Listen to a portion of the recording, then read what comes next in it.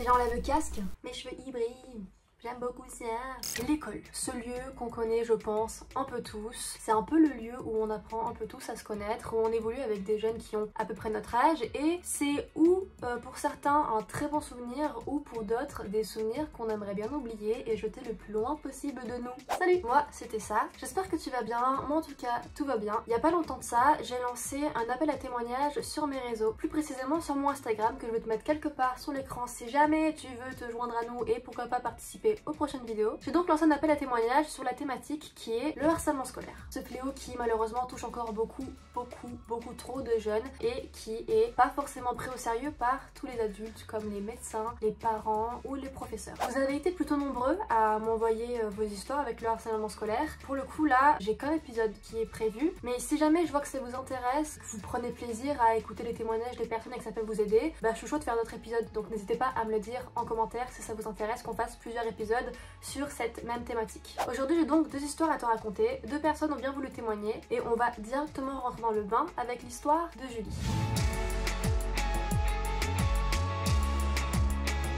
Julie, je te laisse deviner que ce n'est pas le prénom de base de la personne qui me raconte son histoire. Toutes les histoires, je les reçois de manière anonyme pour qu'on évite quelconque souci par la suite. Julie, aujourd'hui, elle a 23 ans et elle m'explique que malheureusement, elle est victime de harcèlement scolaire dès la primaire. Julie, c'est la petite fille qui est calme, timide, super empathique, joyeuse et plutôt très attentive, on va pas se le cacher. Quand quelque chose va la chagriner, elle va avoir tendance à se réfugier dans différentes thématiques comme par exemple le dessin, la peinture, mais pas que. Elle explique qu'elle aime aussi beaucoup voyager en se créant des petits univers à elle, avec les Lego par exemple. Donc elle a cette petite habitude à elle de s'exprimer de manière plus simple via l'art, donc le dessin, la peinture ou via les jeux et jeux vidéo. Julie n'est pas la seule enfant de sa famille. Elle a une sœur jumelle, une vraie jumelle, qu'on va appeler aujourd'hui Morgane. Julie et Morgane se voient comme étant très fusionnelles, à tel point qu'elles se voient un peu comme étant une seule et même personne. Donc quand l'une vit quelque chose, l'autre le vit aussi indirectement. Les deux jeunes filles étaient mutuellement et en même temps victimes de harcèlement scolaire, ce qui a fait qu'elles ont toutes les deux subi leur propre harcèlement scolaire et en même temps subi celui de la jumelle en face en fait. Et tout ça a commencé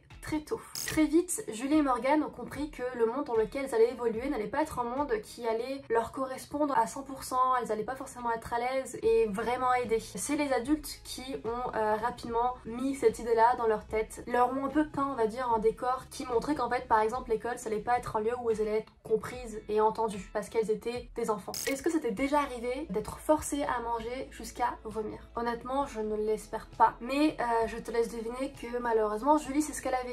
Julie avait une très grosse sensibilité avec certains aliments, à tel point que c'était très difficile pour elle d'en manger certains. Les adultes ne cherchaient pas à comprendre et la forcer à manger ces aliments jusqu'à ce qu'elle finisse par les vomir en fait. Et c'est seulement plus tard que Julie apprend que cette sensibilité qu'elle a est due à de l'autisme. Dès son plus jeune âge, elle est consciente qu'elle a ce lien avec certains aliments qui peut être un peu compliqué, elle en parle, elle ne s'en cache pas, etc. Elle le montre et ça se voit, mais étant une enfant, elle n'a pas la parole assez importante et l'impact nécessaire pour se faire entendre des adultes. Et malheureusement, ça lui vaut qu'aujourd'hui, elle a des phobies sur certains aliments comme par exemple la banane ou même le miel. Les deux jumelles n'étaient pas vraiment bien vues par leurs camarades et pourtant elles n'avaient rien cherché. Elles n'avaient pas de comportement qui pouvait mener à une mauvaise entente, juste elles n'étaient pas appréciées. Elles étaient un peu vues comme étant le genre de bouc émissaire si je peux dire, par un peu tout l'établissement dans lequel elle était, parce qu'il y avait un peu tous ces jeunes qui essayaient de leur créer des problèmes, de les mettre dans des histoires, et elle ne se laissait pas forcément faire, donc elle ripostait, etc., elle osait parler, etc. Mais les adultes derrière ne cherchaient pas à savoir le vrai et le faux, donc c'est à dire qu'elles étaient généralement tout le temps punies et tout le temps fautives dans des histoires où elles avaient carrément rien fait. Dès la primaire, du coup, Julie se retrouve à baigner dans un univers, dans un monde où elle est pas bien. En fait, elle est pas bien et elle commence à développer des troubles anxieux. Elle commence à faire de l'anxiété en cours et à faire des premières crises qui lui provoquent des douleurs abdominales, du mal de ventre. Et elle sera, à cause de ça, vue comme étant l'élève dramatique, celle qui fait tout pour avoir de l'attention. Tu te dis pas, l'élève va pas bien, je vais essayer de comprendre ce qui se passe. Non, elle fait c'est des caprices. Ah, caprices, tout le temps de caprices pour les adultes quand un élève ne va pas bien. Plus les années avancent, plus malheureusement tout le comportement qu'elles subissent des autres camarades s'amplifie en fait et ça devient de plus en plus compliqué et personne ne daigne ne serait-ce qu'écouter les deux jeunes filles pour essayer de comprendre ce qui se passe et comment elles vivent en fait tous les genres d'altercations qu'elles peuvent subir au quotidien. Arrive l'entrée au collège. Entrée au collège sonne avec nouveautés, qui sonne avec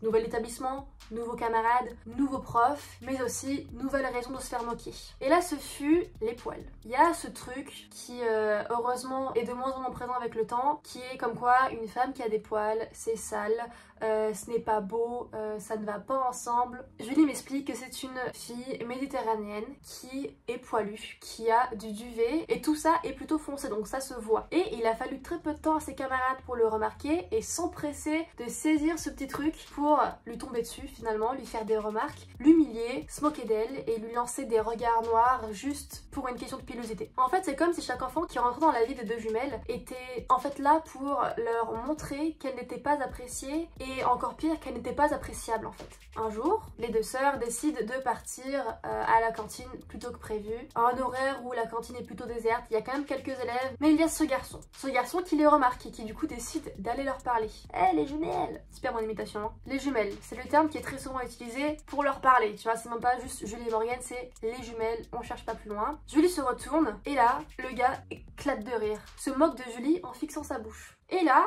une remarque sort de la bouche de ce jeune homme, expliquant à Julie qu'elle avait trop de poils, qu'elle avait une moustache finalement, et qu'elle devrait se la raser, mais sur un ton moqueur. Le garçon a réussi ce qu'il avait envie de faire, qui était de mettre Julie mal à l'aise, qu'elle ne se sent pas bien. Donc c'est le cas, Julie se sent pas bien, mais ce n'est pas tout, parce que le garçon décide d'aller plus loin, d'appeler les élèves qu'il y a derrière lui pour appuyer son propos, pour montrer qu'il a raison et pour faire subir une genre d'humiliation à Julie. Julie se retrouve donc à se faire moquer par plusieurs élèves par rapport à sa pilosité qu'elle ne peut pas contrôler finalement, qui est naturelle. Elle se met à pleurer, à finalement se mettre à trembler. Elle décide de faire dos à ses harceleurs qui refusent qu'elle ne soit pas mise face au fait, donc ils vont jusqu'à la prendre par les épaules, la saisir pour qu'elle se retourne, lui tapoter le dos pour qu'elle se retourne, pour qu'elle soit vraiment mise face à cette humiliation et qu'elle la ressente à 100%. Julie et Morgane, qui étaient finalement partis manger avec 3 de leurs amis au self, se retrouvent à passer tout un repas à se faire moquer. Elles décident donc de très vite manger pour aller finalement s'enfuir un peu et se cacher de tous ces élèves là. Malheureusement leur petit temps de répit est assez court vu que la sonnerie retentit au bout d'un moment. Elles sont donc obligées de retrouver leur classe, de retourner dans leur rang et le petit groupe d'harceleurs est de retour. Ils décident donc de finalement l'encercler avec d'autres élèves en plus. Ils sont encore là à se moquer d'elle, à carrément les pousser. Et finalement c'est un élève, un garçon, notre garçon qui décide d'entrer en jeu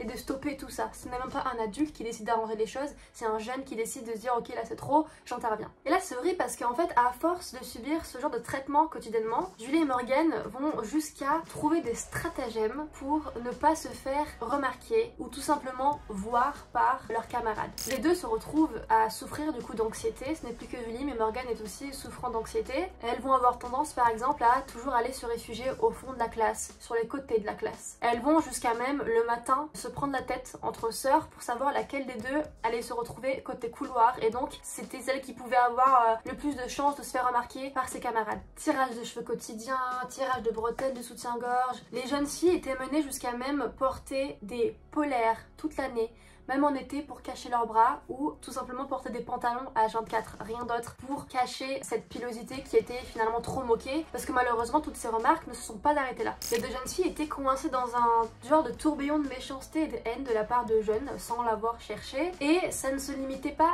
qu'à l'école. Julie et Morgane étaient à l'époque sur MSN et leurs camarades aussi. Je te laisse alors deviner qu'elles se prenaient des remarques et des humiliations aussi sur internet. Des posts étaient faits à leur effigie en fait, j'ai envie de te dire, où elles étaient moquées encore, donc c'était l'école, ça allait pas bien et ce truc là les suivait jusqu'à la maison parce que à la maison t'as les réseaux et sur ces réseaux là elles se faisaient aussi harceler. Lorsqu'elles sortaient de chez elles se faisaient carrément caillasser. Si tu ne sais pas ce que c'est caillasser, c'est tout simplement on prend des cailloux, des rochers et on te les jette dessus. Elles se retrouvent donc caillassées, carrément même leur vélo se retrouve à être écrasé quand ils sont à l'extérieur de leur maison. Dans toute cette histoire, pas un seul adulte a décidé de prendre la parole, de se mettre au milieu alors que clairement ce qu'elles étaient en train de vivre c'était un traitement qui était visible. Tu vois une humiliation, tu vois une personne qui peut se faire caillasser, tu vois tout ce qui se passe, mais là c'était un choix de pas intervenir finalement dans l'histoire. Ce qui fait que pendant des années elles ont encaissé parce qu'elles avaient peur d'en parler jusqu'au jour où Julie en fait arrive au summum, à sa limite et elle décide d'aller voir la CPE et de raconter finalement tout ce que elle et sa sœur sont en train de vivre depuis des années. Julie explique que là, c'est la libération. Le fait de s'être permis de parler de tout ça, ça lui a levé en poids. Le poids qu'elle avait sur la poitrine depuis autant de temps a fini par s'envoler. Alors, malheureusement, les harceleurs ont eu seulement 3 jours d'exclusion et ont recommencé à la suite. Mais Julie insiste sur le fait que le fait d'avoir pris la parole, ça l'a aidé à décrocher quelque chose qui était ancré en elle et qui était plutôt négatif. À 23 ans, Julie explique qu'aujourd'hui, elle suit des thérapies parce que malheureusement, tous ces actes-là ont marqué sa personne au point où aujourd'hui, elle est obligée de faire un travail sur elle avec des médecins parce que ça va pas forcément sur certains points. Mais aujourd'hui, la vie lui sourit quand même un peu plus. Elle vit dans son appartement avec son petit chat. Elle et sa sœur sont aujourd'hui tatoueuses et elles se reconstruisent chacune doucement mais sûrement. Histoire assez dure à entendre, hein, on est d'accord? Alors je te laisse imaginer le calvaire qu'ont dû vivre Julie et Morgan durant autant d'années. C'était l'histoire de Julie et Morgan. On va directement passer à la deuxième histoire. Quand j'ai émis cette idée de faire une vidéo témoignage sur le harcèlement scolaire, j'ai un commentaire qui m'a été envoyé qui m'a plutôt marqué, qui me demandait de parler pas seulement du harcèlement qui prenait place sous forme physique, parce qu'il y avait d'autres types de harcèlement qui existaient et qui étaient malheureusement trop normalisés et pas assez mis en lumière. Par exemple, le harcèlement moral qui est basé sur les mots, la parole. Je fais partie des personnes qui pensent que les mots sont de réelles armes. C'est des armes qui sont finalement à la portée de tous. Donc je suis totalement d'accord avec ce genre de paroles. Donc c'est pour ça que j'ai choisi de te parler de l'histoire de Maxime.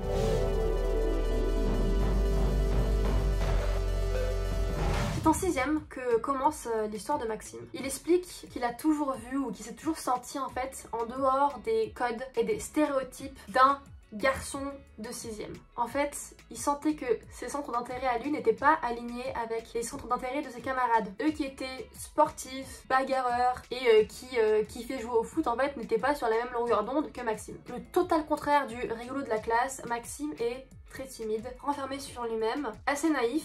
Et il insiste sur le fait de dire qu'il était, et qu'il est je pense toujours, très sensible. Pourtant Maxime, quand il rentre au collège, il n'est pas forcément dépaysé. Tu fais une entrée dans un nouvel établissement, t'as un changement, tu passes de primaire au collège, donc nouvel établissement, nouvelle tête, tu découvres des élèves qui faisaient partie d'établissements que tu ne connaissais même pas. Mais dans toutes ces têtes-là, Maxime en reconnaît quelques-unes, dont une particulièrement, celle de Mathieu. Mathieu, c'est le meilleur ami d'enfance de Maxime. Ils se connaissent depuis qu'ils ont 3 ans, donc ils ont fait les 400 coups ensemble, ils s'entendent super bien et en plus de ça, les parents s'entendent aussi, donc c'est du bénéf. Ce qui peut finalement venir rassurer un enfant, le fait de se dire ok là je commence une nouvelle aventure dans un nouvel établissement et j'ai la chance de ne pas être seule, d'être entourée de jeunes que je connais et qui m'ont déjà suivi depuis des années et avec qui je m'entends bien. Donc t'as ce truc de je suis épaulée pour cette nouvelle aventure donc tout devrait bien se passer. Mais un autre enfant se fait remarquer, un garçon qui s'appelle Maxence. Maxence on va dire c'est le quasi opposé de Maxime, c'est-à-dire que c'est un garçon qui est plutôt colérique, on sent que sa colère vient du fait qu'il n'aille pas bien, c'est un garçon qui est plutôt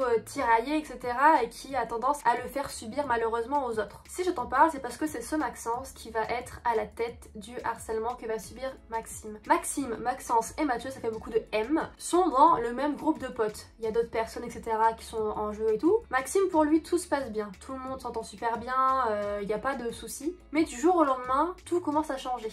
Du jour au lendemain, Maxence décide de monter un peu tout le monde contre Maxime. Il essaie de manipuler les autres pour que finalement Maxime se retrouve lâché. Et c'est ce qui arrive parce que petit à petit, il va perdre en fait un peu toutes ses fréquentations et il va se retrouver seul. Le jeune garçon, sensible comme il est à l'époque, explique que ça l'a tellement touché, ça lui a tellement fait du mal qu'il a très peu de souvenirs de cette période. Peut-être est-ce une amnésie traumatique, lui pense que ça pourrait en être une. Qu'est-ce qu'une amnésie traumatique? J'espère ne pas me tromper, mais de ce que je sais, c'est quand le cerveau décide de passer un peu sous silence, de te faire oublier des événements, une situation entière, les détails d'une situation, pour finalement pas que tu y repenses, que tu ne te replonges pas là-dedans parce que ce serait trop dur à encaisser pour toi. En fait ce serait une douleur trop forte et du coup ton cerveau décide de cutter tout simplement ces souvenirs là pour que tu évites de te faire trop de mal.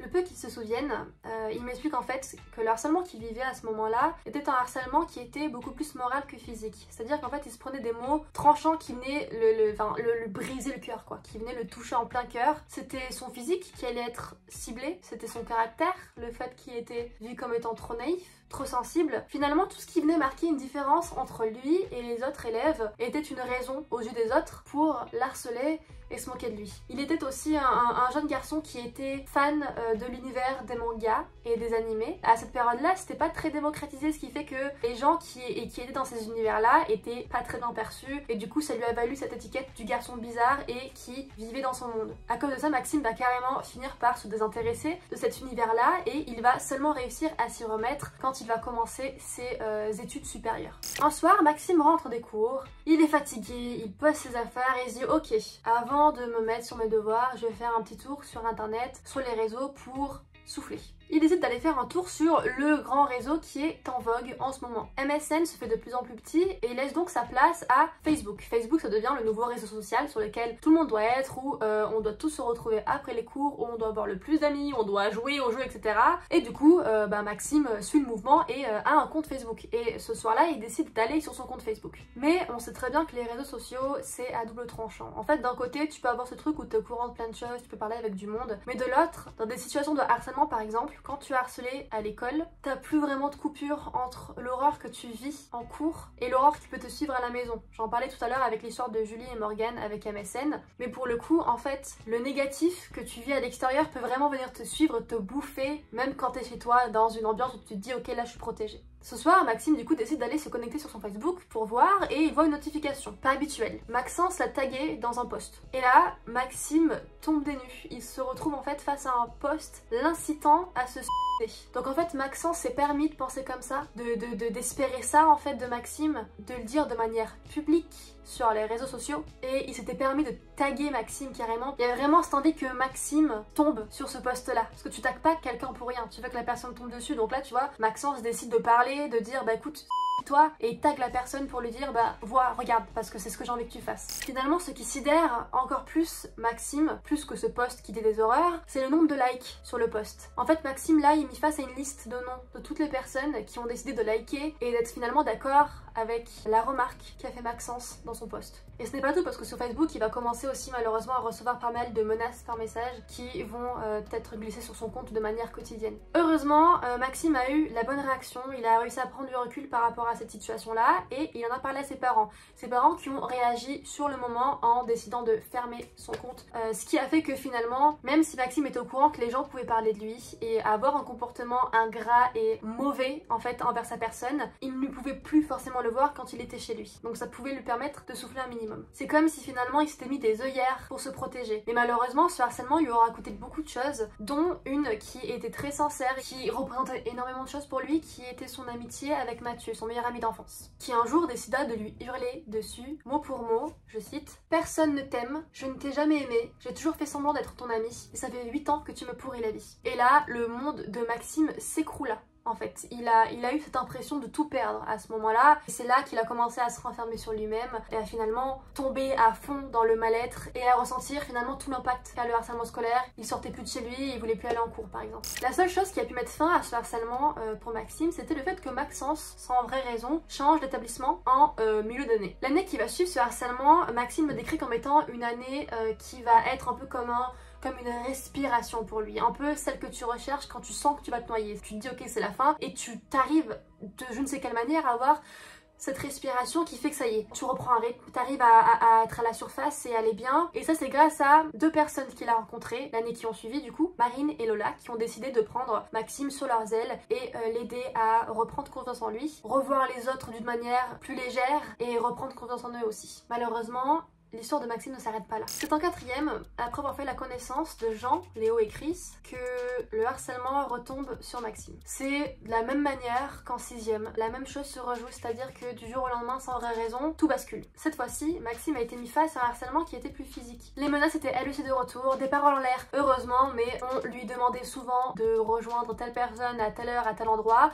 pour faire tout sauf s'excuser. Et là pour le coup, c'est finalement la fin d'année qui finira par apaiser les choses, parce que du coup, fin d'année, tu vois plus les gens forcément, donc c'est le fait, il a vécu une année encore remplie de harcèlement, et personne n'a pu vraiment faire quelque chose, n'a essayé de faire quelque chose pour stopper ce harcèlement, durant l'année. Aujourd'hui, Maxime a malheureusement beaucoup de méfiance envers les autres, ce qui est totalement normal et justifiable. Il a aussi beaucoup de mal à croire en la sincérité de ses relations humaines. Il va souvent penser que les personnes qui sont dans sa vie sont là pour finalement seulement jouer un rôle et pas être là pour qui il est. Il a comme un stress post-traumatique à la suite de ce harcèlement scolaire, au point où dès qu'il va être mis face à quelque chose qui est lié au harcèlement scolaire, par exemple une simple scène de film où il y a du harcèlement qui se passe, ben lui il va être directement replongé dans tout ce qu'il a vécu, il va être jeté dans ses retranchements et il va pas être bien parce que du coup il sait ce que c'est et ça va le remettre là-dedans et il va mal le vivre quoi. Comme avec Julie, toutes ces histoires ont malheureusement eu un gros impact sur la santé mentale de Maxime. Tout ça a fait qu'avec le temps il a développé une phobie scolaire et une phobie sociale qui l'ont poussé à finir ses études en les faisant chez lui, donc à distance. Il a aussi développé une agoraphobie qui serait possiblement liée à tout ça, une agoraphobie qui le limite énormément dans ses déplacements quotidiens. Mais il est suivi par rapport à tout ça et il est plein d'espoir, il sait qu'il est sur le chemin de la guérison et que tout n'est qu'une question de temps finalement. Il explique que malgré toutes ces épreuves qu'il a endurées dans ce milieu scolaire, il a quand même pu faire de belles rencontres comme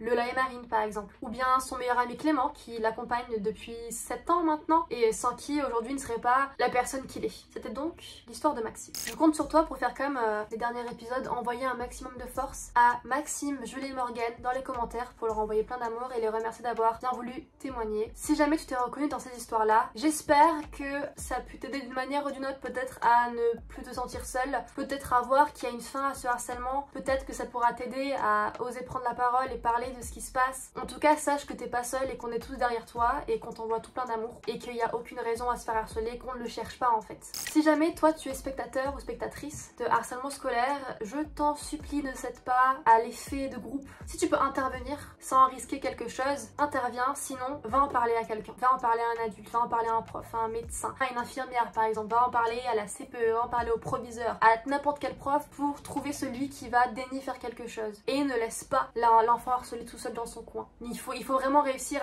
à stopper la chose dans le sens où tu te dis j'essaye de stopper ce mouvement du harceleur pour aider l'harcelé pour pas qu'il se fasse consumer par tout ça. C'est donc la fin de cette vidéo. Si jamais tu as une idée d'une autre thématique dont on pourrait parler dans une prochaine vidéo liée au témoignage, je t'invite à la donner aussi en commentaire. Si tu as aimé la vidéo, je t'invite à laisser un pouce bleu, à t'abonner à la chaîne, pourquoi pas activer la cloche pour être averti dès que je sors une nouvelle vidéo. Et sur ce, bah écoute, je te dis à la prochaine, see you, et fais attention à toi.